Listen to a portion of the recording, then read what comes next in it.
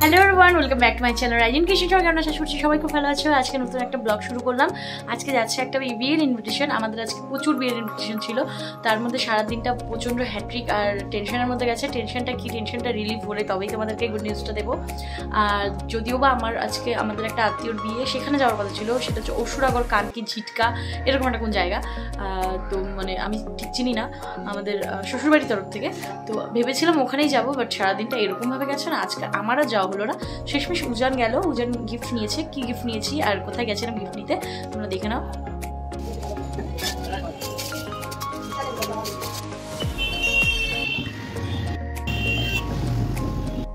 তো গিফট নিয়ে আমরা চলে এসেছি, আর ও চলেও গেছে। আমার শ্বশুরবাড়ির ওখান থেকেই, দাড়িভিড় থেকেই একটা গাড়ি যাচ্ছে, তো সেখানেই ও যেন চলে গেল ওদের সাথেই।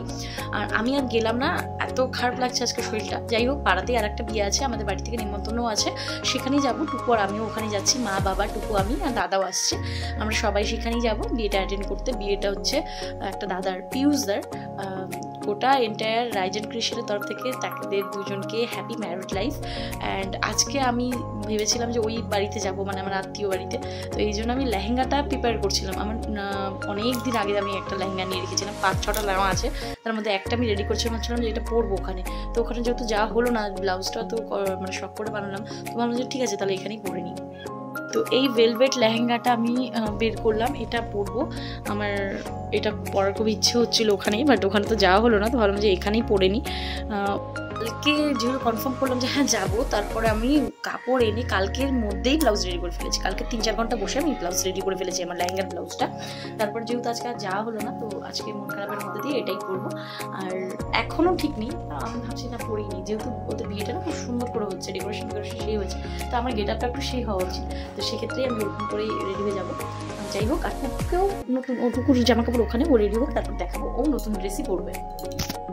সো মোটামুটি মুখের মেকআপ আমার কমপ্লিট হয়ে গেছে, এবার শুধু লেহেঙ্গাটা পরবো। তার আগে টুকুকে খাইয়ে দিই, ওকে রেডি করে দিই, তারপর লেহেঙ্গাটা পরে রেডি হয়ে। লেহেঙ্গাটা পরে রেডি তো হয়ে গেছে, বাট কোথাও যাবো আর পোপাট হবে না, এটা হতেই পারে না। এই যে নেকলেসটা দেখছো, এই নেকলেসটা আমার অনেকদিন আগেকার। এটা যেই পরেছি, এটার ইয়ারিংটা যখন পরতে গেলাম, ইয়ারিংটা পট করে ভেঙে গেল। আর তারপর আমি কুন্দানের ইয়ারিংটা পরলাম, জানি না ম্যাচ করছি কিনা, বাট পরে নিলাম। আর এটার সাথে ভেবেছিলাম নেকলেস টাইপের কিছু পরবো, তারপর ভাবলাম যে না, এটা পরি। এখনো আমি শিওর না, যাওয়ার সময় হয়তো চেঞ্জ করতে পারি। আর এই হচ্ছে আমার লেহেঙ্গাটা, যেটার ব্যাকগ্রাউন্ডটা খুব বাজে দেখাচ্ছে। আমার ভিডিওটার ব্যাকগ্রাউন্ডটা প্লিজ স্কিপ করো। এটা হচ্ছে আমার লেহেঙ্গাটা নিচে ক্যান লাগানো হয়নি, বাট ক্যান পরলে মেবি আর একটু বেশি ভালো লাগবে। যেটা আমার পেটটা মোটা হয়ে গেছি না, আমি অনেকটা চর্বি জমে গেছে পেটে, পেটের চর্বিটা না থাকলে না একটু ভালো লাগবে দেখতে। এই হচ্ছে আমার লেহেঙ্গাটা। ফুল রেডি হয়ে গেছি, চুলও বেঁধেছি আমি। তারপরে এখন টুকুকে রেডি করবো, আর ও আর সোয়েটার জামা কাপড় পরবেই না। কি অবস্থা বলো তো, আমি সামনের চুলগুলো রোল করেছি, কত ছোট হয়ে গেছে, আস্তে আস্তে এগুলো নেমে যাবে সব। আর এইভাবেই যাচ্ছি আমি, চুলগুলো এখন খুলে যাবে, মনে হচ্ছে ক্লিপ নিয়ে যেতে হবে। ফাইনালি আমি রেডি হয়ে গেছি, ওই বৌদিও রেডি হয়ে চলে আসছে, এদিকে মাও রেডি হচ্ছে, আর টুকুকে নিয়ে বেরোবো। টাটা।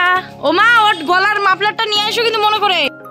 আমরা রেডি হয়ে এখন রাস্তায় দাঁড়িয়ে আছি, আর মা আর বড় বৌদি ওরা আসবে, ছোট বৌদি আর আমি দাঁড়িয়ে আছি। মা ওরা এলেই তারপর বেরোবো। হ্যাঁ লাগবে, একবার আচ্ছা চলো আমরা এখন আগাচ্ছি। আজকেই পড়তে পারতাম। এই যে টুকু, আর আমরা প্রায় পৌঁছেই গেছি, সামনে বিয়ে বাড়ি, এখন আমরা শুধু ঢুকবো।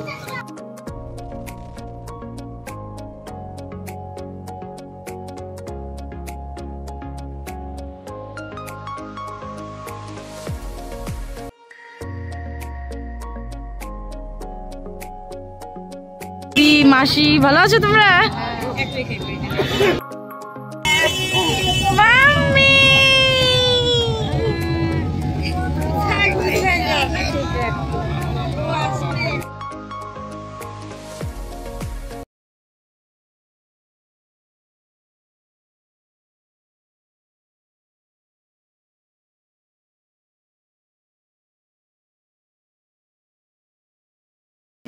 মনির কাছ থেকে পকোড়া নিলাম।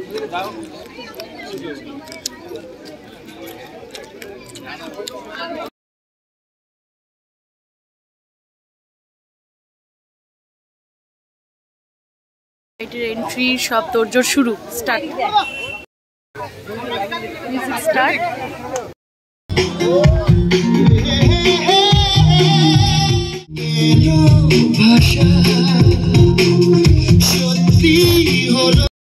প্লে করা মনে হয়।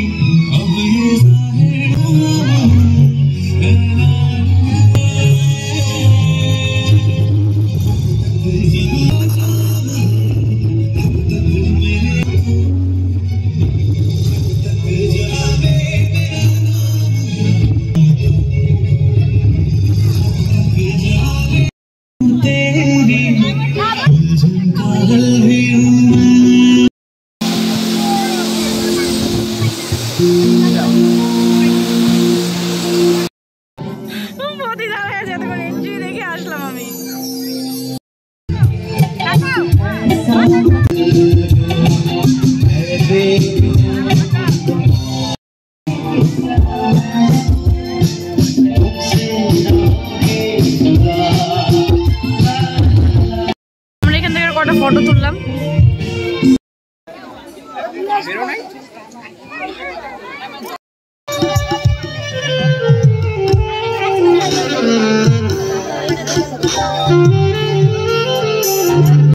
দাদা আবার চলে এসছে, দাদার জামা কাপড় সব বাড়িতে, চাবি আমার কাছে, বাবা খেতে বসেছে, তাই দাদা আসলে চাবিটা দিয়ে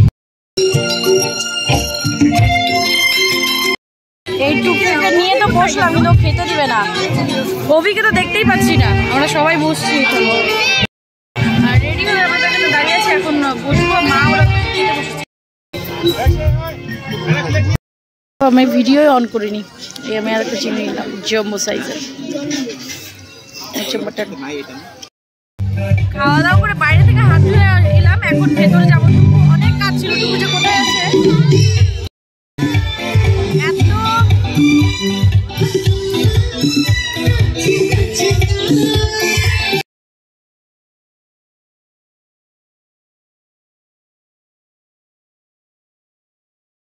এত চলে গেছে বাড়িটা, টুকু কাজ ছিল তো অনেক।